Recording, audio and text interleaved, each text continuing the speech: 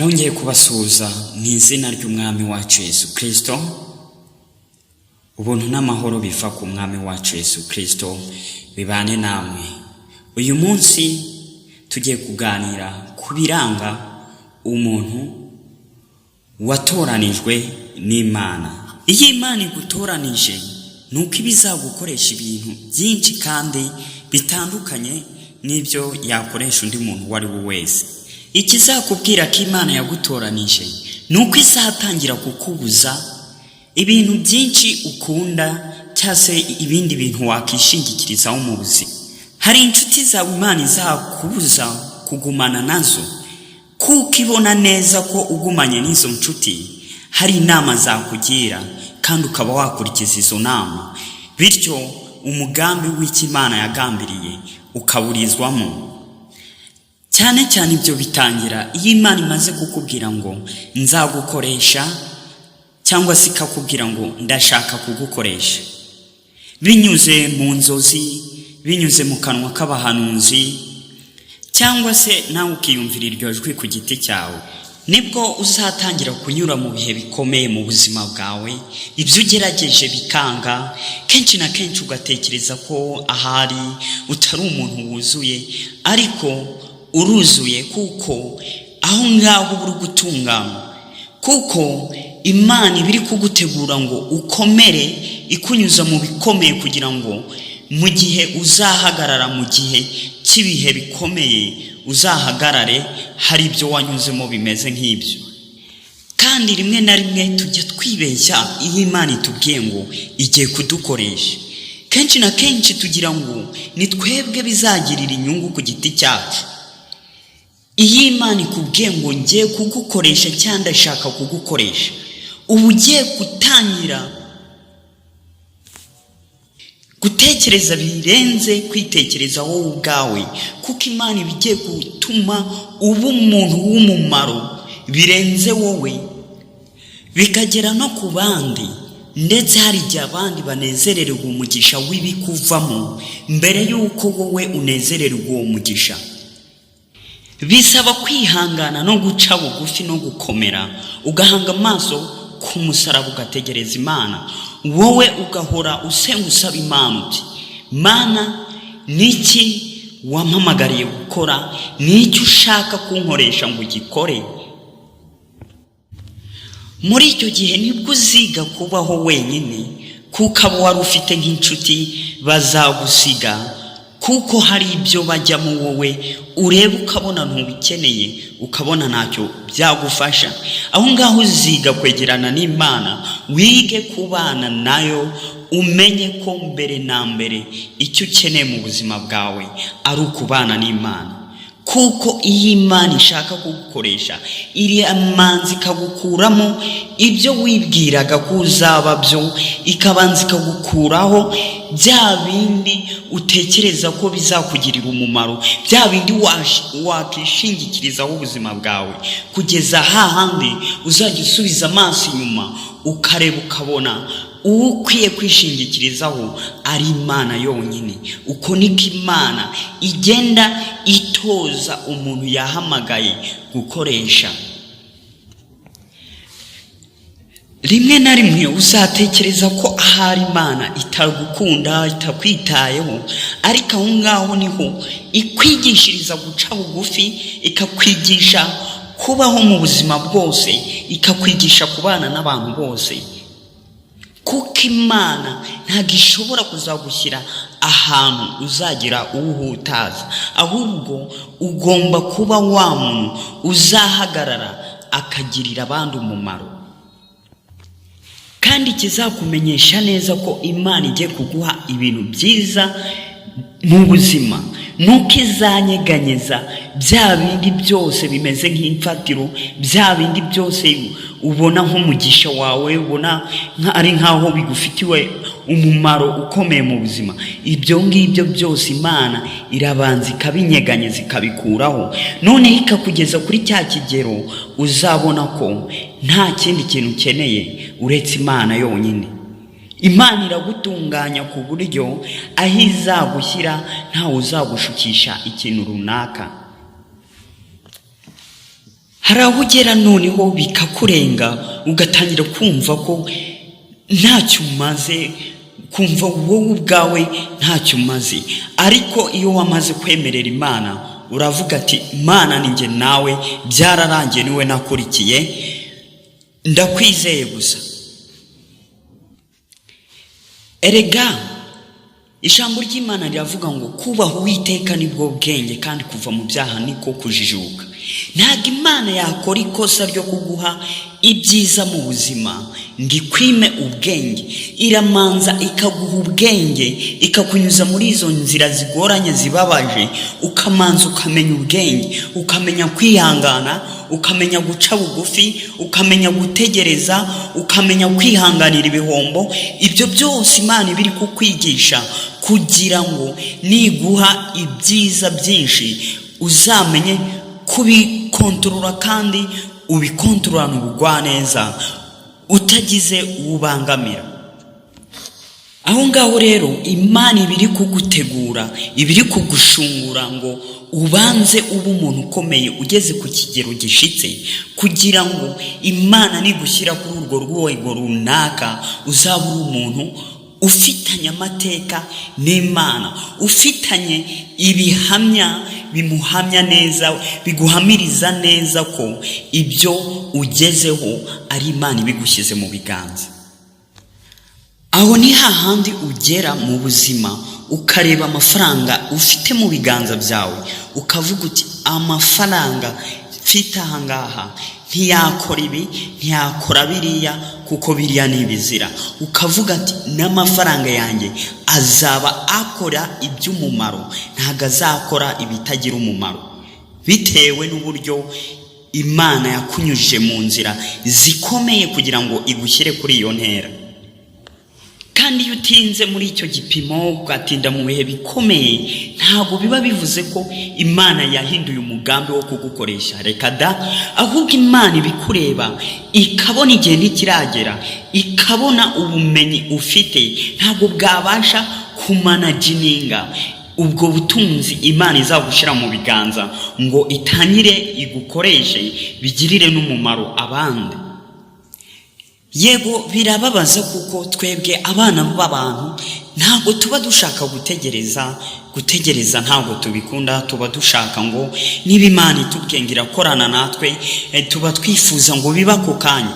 Ntabwo ariko Imana ikora. Imana irabanza ikagutegura, ikareba ko uzabasha guhagarara koko mu gihe gikwiriye, ukaba umukozi wa nyawe ku murimo.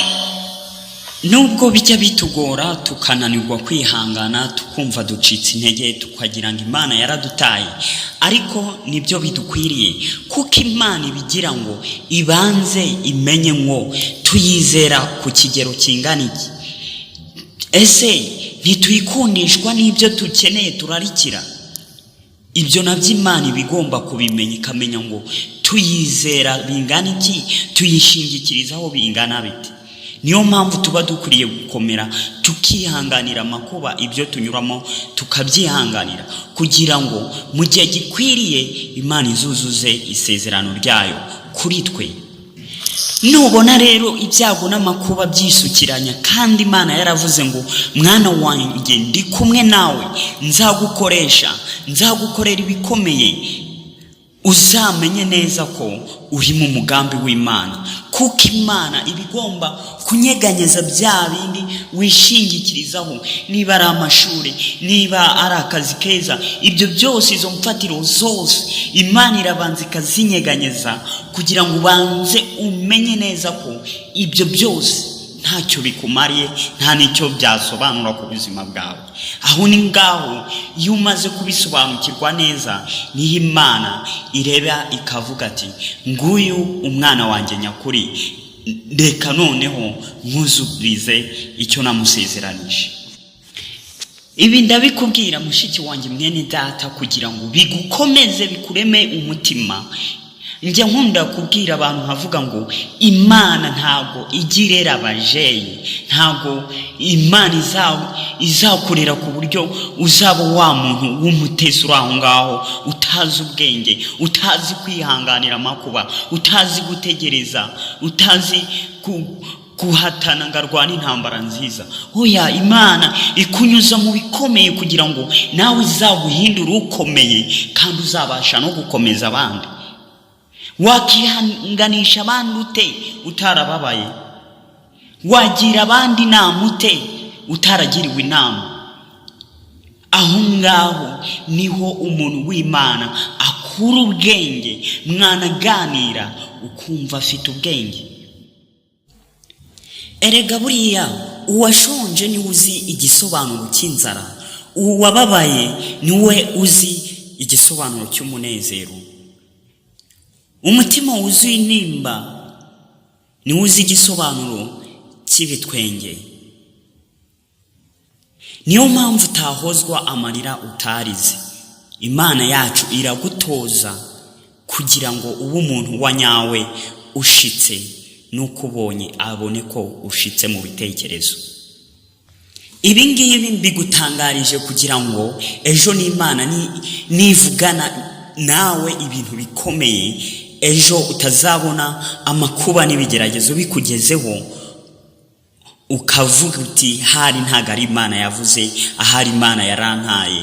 Benshi babigeramo kwihangana bikabananira, bagata inshingano, kandi inshingano ugomba gufata nizo ngizo zo gutegereza umugambi w'Imana, ukemera kwigishwa nayo, kuko aho ariho uzakura ubwenge. Noneho bigatuma Imana ikubonamo icyizere, ikakugira icyizere cyo kugira ibyikubitsa ngo nawe bigufashe kandi bifashe n'abandi. Rekeraho kwigereranya n'abandi kuko ntabwo uri nkabo. Rekeraho kugira uwo wisanisha nawe ngo use nawe. Imana irashaka ko uba wowe wa nyawe, kandi wowe w'umwihariko, ni wowe w'ingenzi. Senga Imana uyisaba uti ndashaka kuba uwo ushaka ko mbawe. Impamvu Imana yavuganye nawe ijambo rikomeye nuko izi uwo uzaba we.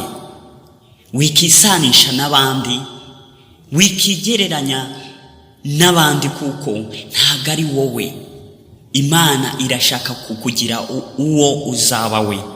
Haranira gutegereza Uwiteka azakugira uwo ugomba kuba we wa nyawe. Reka gutekereza iby'ubupfapfa wisanisha n'abandi, uvuga ngo runaka yakoze ibi none yageze aha, utangira kwikompara n'abandi ngo uriya turangana, yafite ibi n'ibi yakoze ibi. Imana irashaka kugukoresha ibirenze iby'uriya. Imana irashaka kukubitsa ibirenze ibye. Haranira gutekereza umugambi w'Imana, nawe icyo nzi cyo uzishimira uw'Imana yagennye ko ugomba kuba we. Rekeraho kwishakira mu kwisanisha n'abandi. Kandi ndagira ngo nkumenyeshe ko iyo wageze kuri icyo kigero cyo gutangira kwisanisha n'abandi, cyo kureba abandi ibyo bafite, ibyo bagezeho, iyo utabaye maso, iyo udakangutse ngo usenge ngo ubane n'Imana, ushiduka noneho wataye iby'Imana yagusezeranyije byose, ugasanga wirukiye ibitagira umumaro, utaye inshingano, utaye umuhamagaro w'Imana. Ni byiza kubana n'Imana ukayikomezaho, ukayizera yo yonyine, ukareba ukavuga ati Mana birankomereye, kwihangana simbishoboye, ariko naguhisemo, ni we nzakurikira. Ukamaramaza kuyikurikira, no muri icyo gihe amajwi akubanye menshi. Ariko benshi aho ngaho niho bagwa, niho bapfira bisanisha n'abandi, ugasanga bataye icyerekezo cy'ijuru, bafashe iby'isi bibora. Mushiki wanjye mwene data, reka nkutangarize ibi ngibi. Ikintu cyose Imana yagusezeranije, yaba ari amafaranga, yaba ari ubuzima bwiza, ikintu cyose Imana yagusezeranyije nk'isezerano utegereje, mbere yuko gisohora haza ibindi bikigerageza bisa nabyo. So ibuka Yosefu yarageragejwe na muka Potifari, byasaga nkaho biramujyana muri pozisiyo nziza, ariko yari abizi ko afitanye isezerano n'Imana. ryo kuzagira pozisiyo nziza mu buzima, ariko ibyo byo byaje biherekejwe n'icyaha. Ikizakwereka ko ijambo Imana yavuze ku buzima bwawe riri kugeragezwa, hazaza ikintu gisa n'umugisha, gisa na cya kindi neza Imana yakubwiye exactly, ariko kibe gitwikiriwe n'imbaraga z'icyaha. Aho ngaho uzahite wibuka icyo Imana yakuvuzeho, uvuga uti koko bya bindi Imana yamvuzeho biri mu mugambi, ndabitegereje, ibi nibigende biceho, ntegereje umugambi w'Imana uzasohora. Ibyo narabigerageje kuko hari iby'Imana yampaye nk'isezerano ntegereje. Hafi ya byose byarangerageje, gusa nagiye ngira amahirwe yo kubana n'Imana. Imana ikansanga mu nzozi ikanyereka ko bitwikiriwe n'imbaraga z'icyaha. Ibindi nyiri kugira uwo mugambi wakanyihishurira uwo ari we mbere yuko hari umwanzuro runaka ufatwa.